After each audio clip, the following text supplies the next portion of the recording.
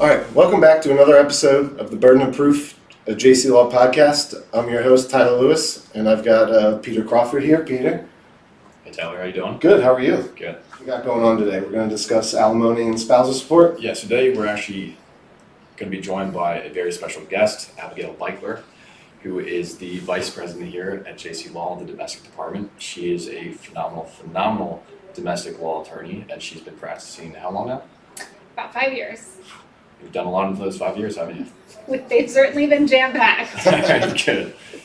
So in addition to Abby, we're also going to have Parth Panchal join us, who is a junior associate, and he's going to discuss a little bit about his background and experience here at JC Law as well.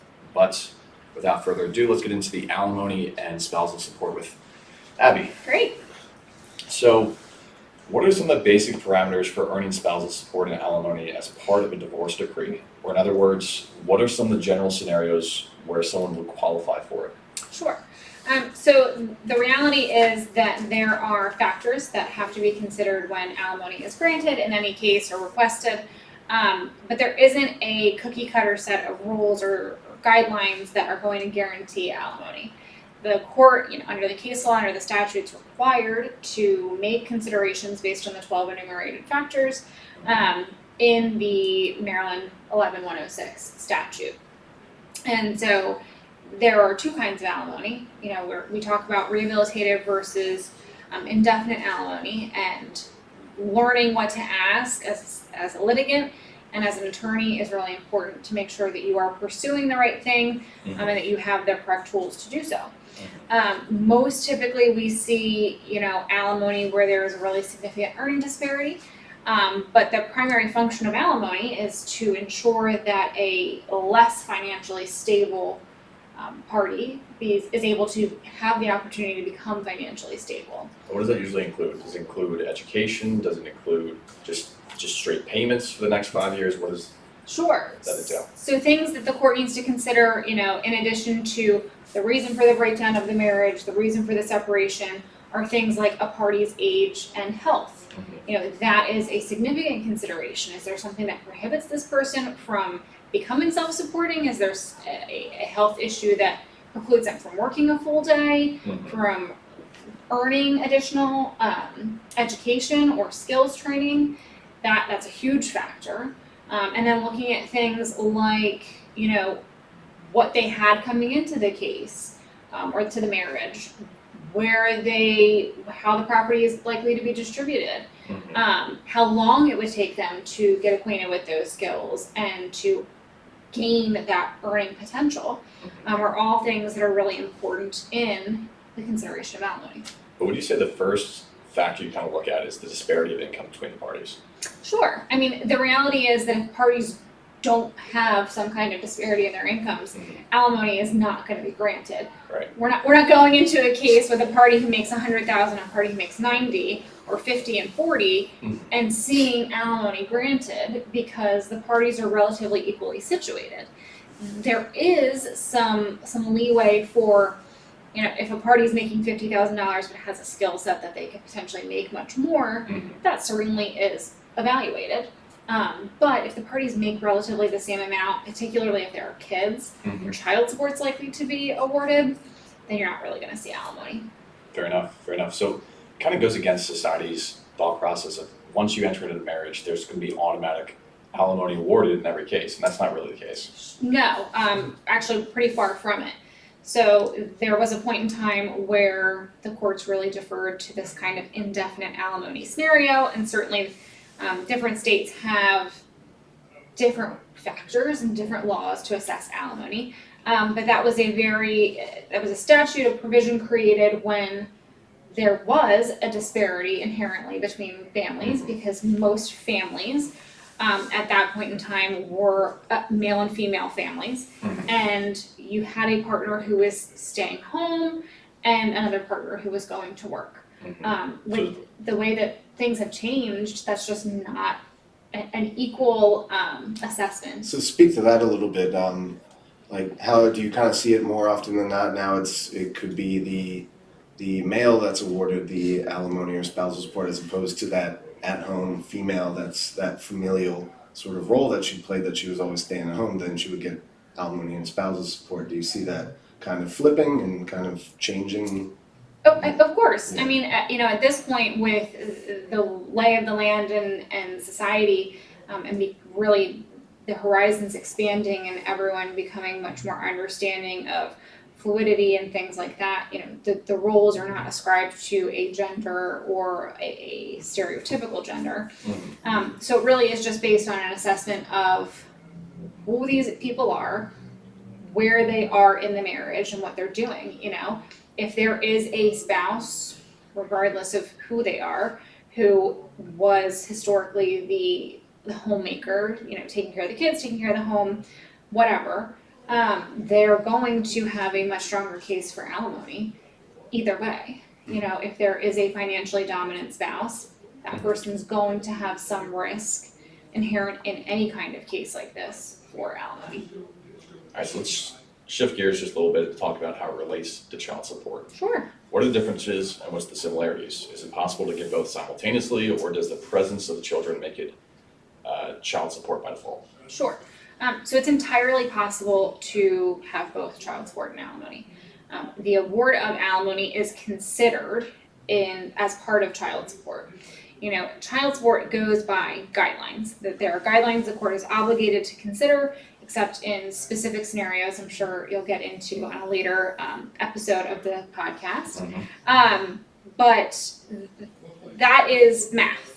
Easy math, assuming that you have a W-2 employee, a 1099 employee, etc. Alimony does not have guidelines. There are guidelines that you can use that are persuasive, and those are most typically called the Kaufman guidelines, that will give you some idea of what you may be able to negotiate for or ask for, but the court's not required to adhere to them and to consider them. They're truly persuasive at best. So that's a key difference. You don't know what you're likely to get or what you're required to get in alimony. You do know what's going to happen in child support unless there's a debate about income. So it really goes to how the judge views the situation, how you advocate for that client. Of course. And that's when the attorney really comes in handy, huh? Of course. The attorney also comes in handy for knowing when to hire an expert. So, the health and education of a party may require a vocational expert for an alimony, particularly an alimony defense. If a party's coming in and saying, I don't have the ability to earn money, having a vocational expert assess that person to assess that claim is critical. Having an expert, a financial expert, come in and assess the financial situations of the parties is going to be critical. And that, again, is a way that it differs from custody and child support. So, in terms of experts, does the expert look at just the potential, or is it also like they kind of call the other person out and say, hey, that's not true? I mean, what's the extent of the expertise in this scenario? Of course, they have to look at the full picture. That is litigation 101, is building a picture based on historical data, based on discovery, based on the documents that you have, and then digging one layer further to see, is there something we're missing? Is this a person who has a doctorate who is for some reason working a normal retail job? All of that needs to be considered, and an expert can be really critical in identifying those things in a financial statement, in a retirement account statement that somebody else may miss, that lend themselves to a greater earning potential or more financial stability. So are they required to work at their highest potential? Is that a requirement under the statute, or is that just something that they consider? Unless there is a compelling reason that someone is not working at their highest potential, a health reason, a child that they need to take care of, then yeah. What if it's like just work-life balance though? What if they say, listen, I'm done working the 60 hours, 70 hours a week. I want to work a normal 40-hour job or 40-hour a week job, and I'm done with it. I don't want to make that much. So the court is not going to shackle anyone to a job that's miserable or that they hate. But the court is going to give a lot of credence and a lot of consideration to what the historical practice during the marriage is. if this is someone who's been doing this for 30 years and all of a sudden conveniently at the time of divorce they no longer want to do that, that's going to be a problem. That's something that we talk to our clients about, Right. Because there is something related particularly to alimony called voluntary impoverishment. Mhm. And that, if there's a finding of voluntary impoverishment, there is an exposure to counsel fees. So the things start adding up and being really related in these cases. Mhm. But realistically, the court's probably going to look to assume that someone's going to maintain the status quo of what they've done thus far. Mhm. Okay, well that makes a lot of sense. And I feel like it makes a lot more sense than people actually think it does within society, right? There's a few misconceptions that we have about alimony. Sure. So can you expand upon those misconceptions just a little bit more? Sure. So it was a much larger misconception before October 1st, 2023, when the divorce laws in Maryland changed. They changed pretty drastically and really eradicated a lot of grounds for divorce. We only have 3 left. Fault is something that we hear a lot when we talk to clients, when we're talking to potential clients about, my husband, my wife, my significant other, my spouse is so horrible. They're the reason that the marriage broke down, they were unfaithful, whatever. It is related, but it's not a guarantee. Alimony is not a sanction for misconduct in a marriage, Right. which is a really common misconception. Mhm. The court is not going to just automatically award alimony because your spouse deserted the home. They're not even grounds for divorce. Mhm. It is considered, it is an enumerated factor. Mhm. But So it's- adultery is considered in alimony. It's just, like you said, it's not one of those, you did it, therefore we check the box, and now you get paid. No, it's not an open and slam shut All right. case, but it is absolutely considered, and it's important. It's also considered in property division. Mhm. Other misconceptions are, the thought that indefinite alimony is A, really easy to get, or B, really likely. Maryland court has made very clear that indefinite alimony is reserved for really drastic scenarios where there is never going to be an ability for these people to earn the same amount, where a spouse is never likely to become truly financially supporting, or at least not in any kind of reasonable period where rehabilitative alimony would be appropriate. I know we're speaking in generalities here, but do you think Sure. that's mostly concerning a marriage that's been 25 years long? The one spouse hasn't really been self-supporting for that long. Sure. It's very hard for them to go back to school, get an education, Sure. and actually make the type of money they would have made had they actually done it in the first place. Right, you're looking at a long marriage, so everyone feels that their marriage is long, particularly if it's ending. But you're looking at probably 20 plus years in a marriage, a serious gap in work history, or being absent from the workforce. All right, this is going to be our segment of Getting to Know Parth Panchal. He's a new junior associate here at JC Law, and he's actually an old friend of mine that I went to law school with. Yes, So, sir. without further ado, here's Parth Panchal. Well, nice to meet you guys. Nice to Welcome. see you. Nice to meet you. So how long have you guys known each other? Just through law school? Just through law school. Just through law school, yeah. I mean, as soon as I walked in, I saw we got another 6-foot monster here. So the first thing I asked him was, "Hey, it's school. Let's play basketball." We played a few times, and this guy's actually got some pretty good moves. All right. We'll have to see it. I gotta say, I might have beat him once or twice, but it was, The things you say for the camera, huh? so let's talk about your background. How did you get into law in the first place? Yeah, sure. So, growing up, I, like many of us, didn't know exactly what I wanted to do, right? I knew I wanted to kind of help people, and I thought maybe going into law enforcement was one of those ways. I gave it a shot. In college, I was part of the University of Maryland, where I went, police force. Mhm. I would say it wasn't something that I like to do day to day, and I started to kind of figure out what is best for me, but what is also best for what I want to accomplish, and that is, being able to touch people's lives. I looked into the legal field, and I saw the vast amount of things you can do, and the people you can, get in connection with, and so I I mean, the amount of people you meet just on a weekly basis here at the firm, it's insane. It's not just the clients, it's opposing counsel, it's Right. judges, it's people in the courtroom, it's retired judges, other people in the profession. It's just you're constantly meeting and touching other people's lives. Really. Exactly. And every day is a challenge, right? And that's one thing that drives me as well. Mhm. Last thing I want are things that we don't. But everything's a challenge. Every day is a challenge, and I love that part of it. So I went to law school. I took the LSAT, first of all, one of the worst exams I ever did. Yeah, they're about to actually eliminate the LSAT. Are they? Yeah, I think in 2025 they're going to remove the LSAT. Which was like, if we went through it, they got to go through it. Right. Yeah, Might as well just keep it in perpetuity. Yeah. Come on. At least, right. But took the LSAT, applied a couple of places. It was, in the beginning of COVID, so there was a lot going on. But we got into a school, met Pete, and saw how things were in school, and I just immediately clicked. I loved what I was learning about. I loved their day-to-day, challenges in the classroom. Cold call.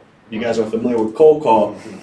It's essentially you sit and you get called on anything and everything, and you better know the answer, or they Yes, might embarrass you. the Socratic method. And what I found so interesting about that during law school is it brings you out of your shell, right? So you go into law school with one personality and you come out with a completely changed personality because you're forced to talk in front of people. Right. And if you're an introvert, you've got to be extroverted, at least for a little bit during class.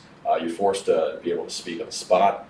You got to think analytically very, very well. You got to be able to read and comprehend that reading very, very well. And all these skills that you pick up are invaluable skills that really shape and transform your life forever. Exactly.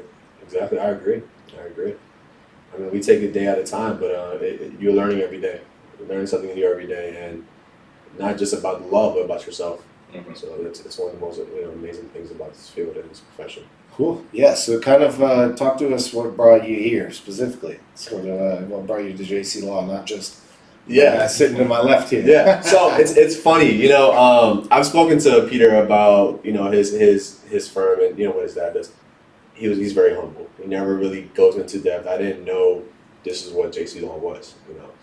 And so as I was applying to some places, I had seen JC Law, and I saw what you guys were about, and I saw that you guys handled several different types of cases, family law, mainly, and then I went ahead and just applied. I was fresh out of law school, and I wanted to see how this was. I've always been interested in family law, and it's one of those departments and those fields that you really get to connect with the client, and you really get to help them in a very intimate level, in a very individual level. So Absolutely. And they come to you in a very fragile state, and I mean it's a lot to that's weighing on you. So It is. It's a lot to take in. It really is a privilege because, you get to talk with these people about things that they wouldn't talk to anybody else about, right? It's family law is probably one of the most intimate areas of law in any legal field because it's concerning your kids, it's Right. concerning your wife, it's concerning your home. Very, very intimate aspects of people's lives. And it really is a privilege and an absolute honor to be able to talk to people and help them through these situations. Right, it is, and you have to play a role of a therapist, and you're also learning on the job, but you soon pick up that, hey, they need you, and then there's so many things that you could do for them, and every case is different, but at the end of the day, each case is special, and they have their own concerns, and we have to make sure that that's their needs are met. So it's just one of those things that every day is different. So let's talk about you a little bit, Tyler. All right. So what actually brought you to JC Law? Interesting enough. So I was bouncing around different types of agencies, just more marketing focused, working with a bunch of different small businesses, that sort of thing. And then JC Law popped up on my Indeed and came in, and I was like, I don't even know if I really want to work with attorneys, man. Like, how, yeah, We're not that bad, I know, but what I know. everybody comes out and they're like, yeah, they're so rude, all this stuff, but it's like, I came in and I met with Jim and discussed with him for about an hour, and even after that, I just sat there and I was like, you know what, I want to give this place a shot. That I believed in what he was saying, and it kind of motivated me to be able to come in and bring sort of my expertise and whatever we need to do to get to that next level. So it was kind of just a sort of you feel it out, and initially you were like, I like kind of what I'm hearing, so let's try it out. And then never look back, and I'm still here today. So How do you think you've grown? Because I know you've been an integral part of the growth here at JC Law. Jim's talked about it, Lisa's talked about it. How do you think you've grown since you got here? Yeah, so I mean, it's been crazy. And I remember my first day, and it was just trying to get through that day. All right, what do I need to get done? Mhm. And then kind of as we've been moving and as we've grown, opportunities just kind of presented themselves. Like this podcast, kind of diving full in to be able to create this so that we can have an outlet to give to our sort of prospective clients or anybody that's interested. Mhm. So it's just kind of it's been sort of a land of opportunity. He always kind of says there's always going to be opportunities down the line. You just might not see it right now, but I mean, it's speaking to that a little bit, where it's like I came in one week, thought I was doing one thing.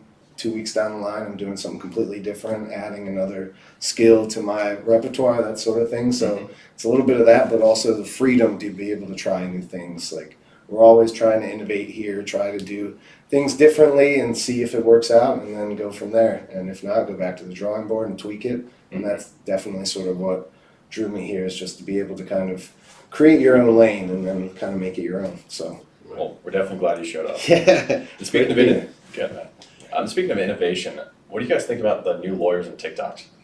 Man, sorry. I think it's an amazing thing. You know, I think it's amazing for the kids nowadays, and I think it's amazing for the field. I mean, you're bringing this, what used to be thought as hard, very difficult, tight, stale. You're bringing it to light, and you're bringing fun to it, right? Just kind of humanizing lawyers a little bit, right? Right. Because I mean, people, like you said, they always view the profession as like, there are these people who do this and they fall into this category. And TikTok is kind of, not just TikTok, all social media has really changed people's perspective on a lot of different fields, a lot of areas, politics, different professions, but especially the legal field, and has humanized them and who they are.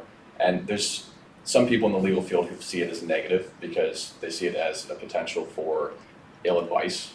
People who give general advice to people, and that could definitely be an issue. True. But at the same time, I think it's definitely bringing to light certain issues that we have in the legal field that people need to be aware of, and things that they should either go to the legislature about or just discuss and keep in the back of their mind. Right. it's a fine line, right? I mean, you want to kind of toe that line where you want to make this easily digestible or something that resonates with the younger generation, but you also want to be correct and come with the exact information. So I mean, I can kind of see there are some attorneys, there are some lawyers that are doing it correctly, and then you can kind of see other ones that aren't executing as well.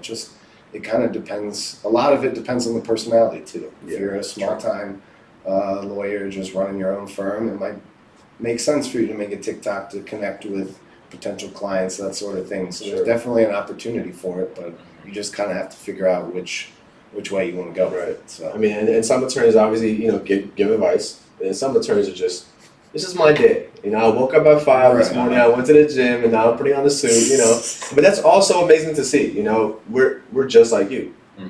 If you guys ever thought of us as anything else, but we're just like you, Well, I mean, you're a client coming into this, you see this giant office, and you're getting a little intimidated, and then you got somebody in a suit sitting across the table from you. You don't know what to think, but that definitely is a hurdle on some clients' minds when they come in. Is like what you want to, from the attorney's mindset, you want to make that humanizing, make that connection, because at the end of the day, that's what'll get the job done for you and the client, is just making sure you guys are on the same page and that relationship is set. So I think we've talked about that before too. It's all about relationships, right? Whether it's the judge, the clients. I think that's what we do so well here, is we really relate to the clients as much as possible. We try to create relationships and understand their life, not only from a legal perspective, but also from a human perspective. Right. Yeah. And going back to the legal thing on TikTok, so we want to say, this is not legal advice. All right, we're not giving any legal advice. Don't construe it as legal advice. This is just general discussions about the law, how it impacts society, and how it impacts people working here at JC Law. But perfect. No, I think that's good, Parth. Thank you so much for joining us. We really enjoyed getting to know you, and I think the audience does as well. Absolutely. But yeah, so join us again for the next episode coming next week. We'll be taking a little different spin, going more into a criminal defense spin. So kind of keep a lookout for that, and we'll see you guys next time. See ya.